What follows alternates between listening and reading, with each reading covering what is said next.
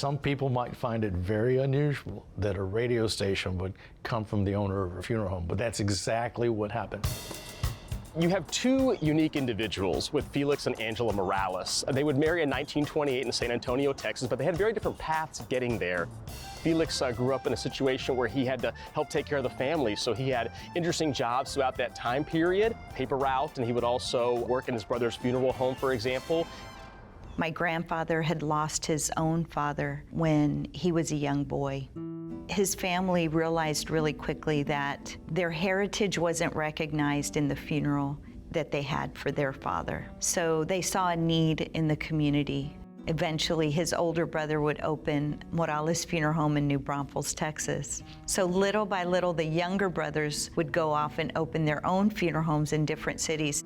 My grandparents were these amazing visionaries. They met through family members, and there was an attraction right away. It was my grandfather's desire to move to Houston. Him and my grandmother got married, and they came here to Houston, Texas, to Second Ward, because they knew that's where the majority of the Latino community was residing. They started a funeral home with little more than a dream, $100 in a hearse, and they made it work. We're in the depths of the Great Depression. We think of different communities also having certain struggles when it comes to equality and fairness, but the truth of it is the Hispanic community, Latino community here in Houston and all over Texas and throughout the nation had similar types of prejudice. So to have Felix and Angela Morales' Morales Funeral Home in 1931 here in Houston was significant. They had humble beginnings when it came to this business. Felix Morales was known to be a carpenter and worked to build some of the caskets.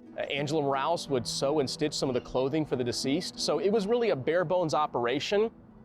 The two of them together, him with the vision and her with the work ethic, coming together was really amazing. They already had a funeral home, which definitely was available to the community, but they wanted to get closer. I think that was the vision of KLVL with the Morales family. Felix and Angela dreamt of having a radio station of their own, and they applied numerous times to the Federal Communications Commission, which licenses the stations. There were no licenses available in Houston, but they didn't give up. Cleverly, they sought and obtained a license to the city of Pasadena, and that's where the transmitter is. Now, KLVL radio station was a big deal here in our market. In fact, KLVL stands for La Voz Latina, and the idea was to be able to give a voice to the Latin community here in Houston. It was a voice of the people. My grandfather realized his dream of opening the first Spanish language radio station in this area. Opening day, I guess you could call it, of KLVL radio station was on Cinco de Mayo, which is a significant day in the Mexican-American community, and it also happened to be my grandmother's birthday, so it was particularly special. Many of the migrants coming to Houston looking for work were from Mexico. From 1950 to about 1978, they could tune in on their radio, sometimes in their car, and they could listen to something that was familiar and in a language that they understood. The type of music that played on the radio station was norteño music. This was music from the interior of Mexico, usually something that you could dance to, you could move to. My fondest memories of the radio station were just all the celebrities that would come through. Whenever promoters would bring acts to town or there was entertainment, they had to advertise. Joe Morales was the program director at KLVL, and he was adopted by the Morales. Actually, Joe Morales is Joe Martinez. Joe Morales met top movie stars, Mexican recording artists, and he could relate to them on very cool terms. And he could also talk to the everyday man on the street because he had that in his soul. He was just a very kind, caring person, never met a stranger. My dad, not only did he have a voice for radio, but he also had a wonderful face. He was just so handsome. Going out into the community and doing these shows with these celebrities coming from other places, mostly Mexico, it was really a fabulous time for him. They used to bring entertainers in from Mexico. And so, of course, the lineup was very important. So getting the news out for that was definitely something exciting for the community because no one else did it. KLVL had a lot of firsts here in Houston. Perfect example, getting the news in Spanish was a big deal. It wasn't the first Spanish-speaking radio in Texas, but it was the first one in our region, in our Gulf Coast area. They would know if a hurricane was coming. They would know things that were happening around our state, in our nation, and even in their homeland country. Felix and Angela Morales knew they wanted to utilize this radio station airwaves for good in the community. They had a very famous program, Yo Necesito Trabajo. This particular program was instrumental, and it was the first of its kind in our area. En la página número 2, necesitan 15 hombres para trabajo de carpintería. The Federal Communications Commission seems to be saying that a radio station should operate in the public interest and make money as a secondary effort. A Pasadena radio station takes its public service operations seriously 6 days a week for the last 18 years. It allowed for a contractor or worker to be able to call the radio station live on the air and mention they needed a tile person or a plumber of such. And guess what? Somebody listening in could call and say, I happen to be a plumber, I happen to be somebody who can work in your business. So for those reasons, they became an early connector and incubator of small businesses and a voice for these individuals that just needed to work. Thousands of people were connected to jobs through this program. And I will never forget a family that came in at the funeral home, and there was a moment when the son wanted to tell me, do you know my dad got his job on Yo Necesito Trabajo through KLVL?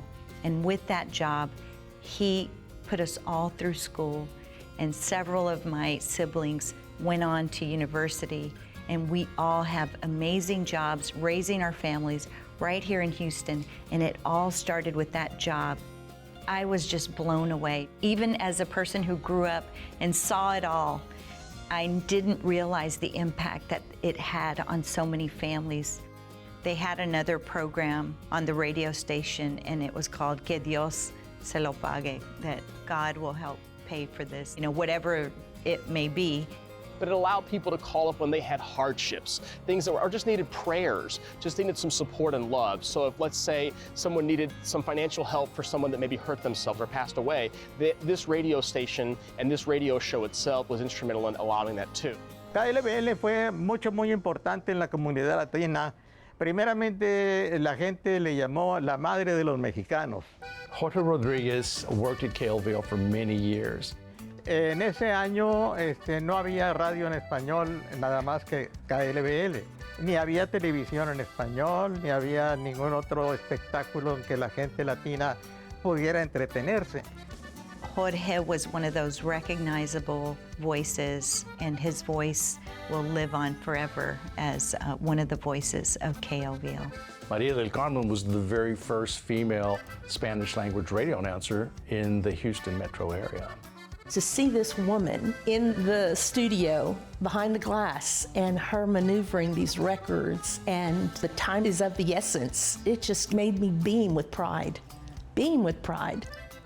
KLVL was just booming during those years, and so many small businesses were able to utilize KLVL as a way to grow their business. Felix would lovingly be the lead for this particular radio station venture. He would focus on this, make it his life's work and his passion. He passes away in 1988 and makes Angela Morales the sole owner of the radio station. Now, when she passes away, the family decides to do the obvious, which is to sell that particular asset. They were already focused more on the funeral business, doing very, very well in that particular area, and the radio station was something that had kind of run its course at the time period. After he passed away, my grandmother was just elated when the Pasadena Independent School District decided to name a school after him. So the Felix H. Morales Elementary School is in Pasadena, Texas. The legacy of the Moraleses lives on to this very day. I know that KLVL radio station was just vital to the Latino community of Houston and its growth, and the growth of Houston, period. Every generation after that has lived right here in inner city Houston, right here in the Second Ward, Segundo Barrio. So we work together to continue the legacy that they left, and I know they would be proud.